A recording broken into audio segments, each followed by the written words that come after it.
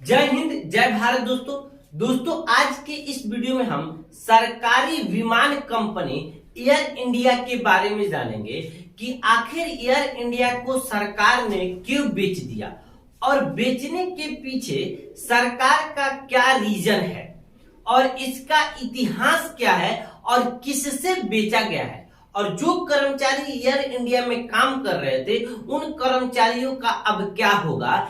इस सभी टॉपिक्स के बारे में इस वीडियो में हम जानेंगे। तो चलिए दोस्तों वीडियो को स्टार्ट करते हैं।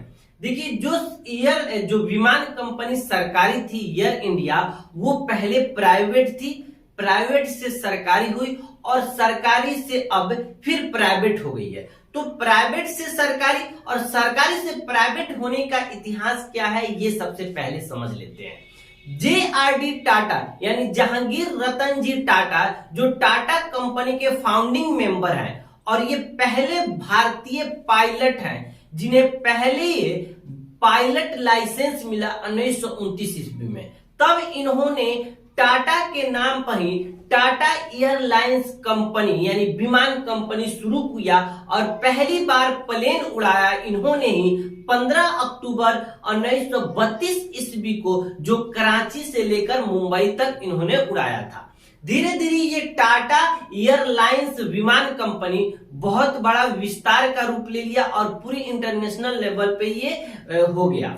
लेकिन उस टाइम भारत में अंग्रेजों का शासन था और 1939 ईस्वी से लेकर 1944 ईस्वी तक द्वितीय विश्व युद्ध के समय ये टाटा एयरलाइंस की स्थिति गड़बड़ हो गई, क्योंकि उस समय पूरे विश्व दो पार्ट में बट गया था। दो पार्ट में विश्व युद्ध हो रहे थे, तो दो पार्ट अलग अलग देशों की समर्थन थे, तो कोई भी आदमी कहीं भी नहीं जाता था, जिसके कारण दूसरे विश्व युद्ध के कारण ये टाटा एयरलाइंस की स्थिति गड़बड़ हो गई। जिस तरह अभी कोरोना काल में क्या हुआ, बड़े बड़े कंपनियां बंद हो गए, बहुत लोगों की धंधा मंदा हो गया, बहुत लोगों की धंधा चौपट हो गई, उसी तरह उस टाइम भी एकदम टाटा एयरलाइंस थी वो कंपनियां एकदम बंद हो गई, घाटे में चली गई, बंद हो गई थी। तब योजना आयोग ने, जिसको अभी हम नीति आयोग बोलते हैं, उस समय योजना आयोग ने यह प्रस्ताव रखा कि क्यों न जो घाटे में टाटा एयरलाइंस चल रहा है उसको राष्ट्रीयकरण किया जाए। राष्ट्रीयकरण का मतलब होता है कि उस पर पूरी तरह से सरकार के अधीन में आ जाए वो, और सरकार उसको मुनाफे में लाए, उसमें सरकार पैसे लगा के उसको मुनाफा करे।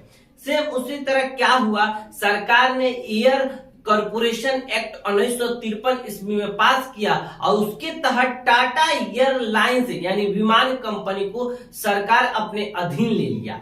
तब सरकार ने इस टाटा एयरलाइंस कंपनी को दो पार्ट में इसको चेंज कर दिया, एक एयर इंडिया और दूसरा इंडियन एयरलाइंस के नाम दिया। इंडियन एयरलाइंस डोमेस्टिक पे उड़ान करती थी, यानी दिल्ली से पटना, पटना से मुंबई, मुंबई से लखनऊ, इस तरह डोमेस्टिक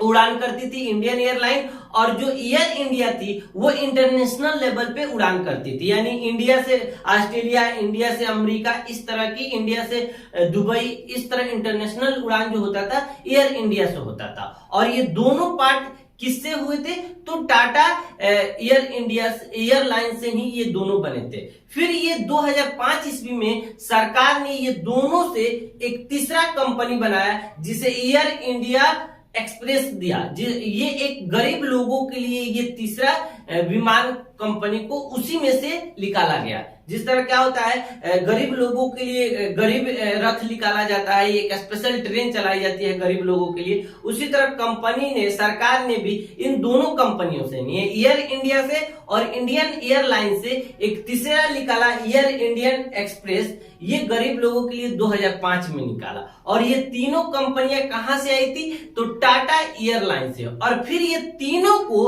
2007 ईस्वी में एक कर दिया और एयर इंडिया सरकार ने इसका नाम रख दिया। तो अब आप समझ गए होंगे कि टाटा प्राइवेट थी और प्राइवेट से ये फिर क्या हो गई, सरकारी हो गई, और ये तीनों को एक करके एयर इंडिया सरकार ने इसका नाम रख दिया। अब हम आते हैं कि ये किससे बेचा गया। तो यह जो एयरलाइन सरकारी विमान कंपनी थी वो टाटा सन ने खरीद लिया है। पहले ये टाटा की ही थी, अब टाटा ने फिर इसको खरीद लिया है, जो 68 साल बाद फिर इसकी झोली में आ गई है। 18,000 करोड़ रुपया में एयर इंडिया सरकारी विमान कंपनी को टाटा सन ने खरीद लिया। तो आप समझ गए होंगे कि आखिर एयर इंडिया पहले प्राइवेट थी यानी टाटा की थी, फिर सरकारी हुई और फिर सरकारी से फिर टाटा के पास चली गई है। तो सरकार जब इस विमान को, ये सरकारी विमान कंपनियों को बेचने के लिए बड़े बड़े बिजनेसों को जब इनवाइट किया, तो इसमें दो ऐसे बिजनेस जिन्होंने बढ़ चढ़कर इसमें बोली लगाई।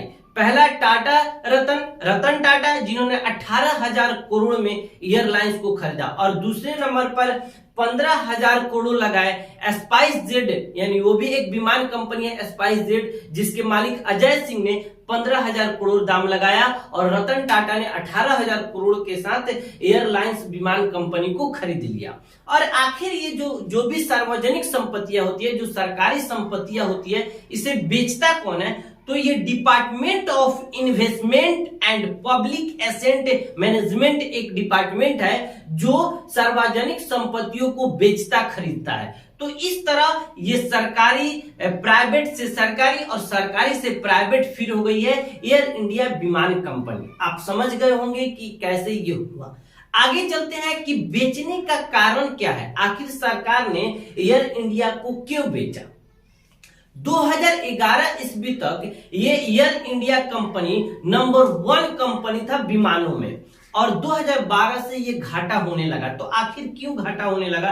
2012 ईस्वी के बाद इसमें प्राइवेट विमान कंपनियां आने लगी, इंडिगो आया, स्पाइस जेड आया, इस तरह प्राइवेट कंपनियां आई, एयर एशिया आया, और ये सरकारी जो विमान कंपनी एयर इंडिया से इनसे अच्छी सुविधा और सस्ती सुविधा देने लगी, और प्राइवेट कंपनियों के मुकाबले में कंपटीशन में ये सरकारी एयर इंडिया नहीं टिक पाया और घाटा होने लगा। और इतना घाटा हुआ कि 60,000 करोड़ का एयर इंडिया घाटा में चल रहा था, और प्रत्येक साल ये घाटे में और गिरता ही चला जा रहा था। इसके रख रखाव की खर्च हो रहे थे, इसके कर्मचारियों को देने की खर्च हो रहे थे, ये जितना कमा रहा था उससे ज्यादा इसमें खर्च हो रहे थे। इन खर्च से बचने के लिए सरकार ने 100% एयर इंडिया को, यानी सरकारी विमान कंपनी को, टाटा सन्स को बेच दिया है। 100% का मतलब है ये नहीं कि उसमें से 50% बेच दिया है, 50% रखा है, नहीं, पूरी की पूरी एयर इंडिया कंपनी को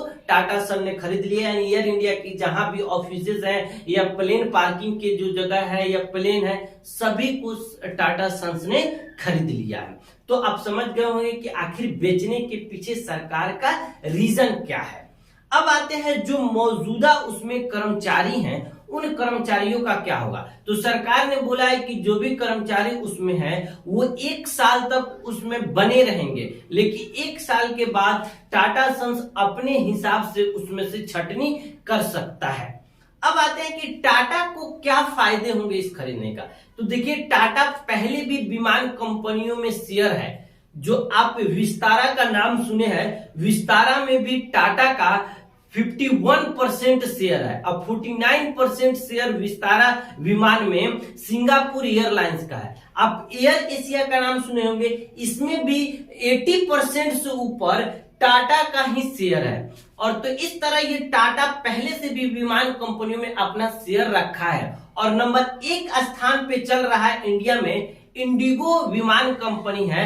उसके बाद अब ये एयर इंडिया खरीदने के बाद टाटा जो है दूसरे नंबर पे हो जाएगा विमान कंपनियों में इंडिया में। तो उम्मीद करता हूं दोस्तों आपको समझ आया होगा कि आखिर एयर इंडिया को सरकार ने क्यों बेचा है। मिलते हैं अगली वीडियो में। जय हिंद, जय भारत।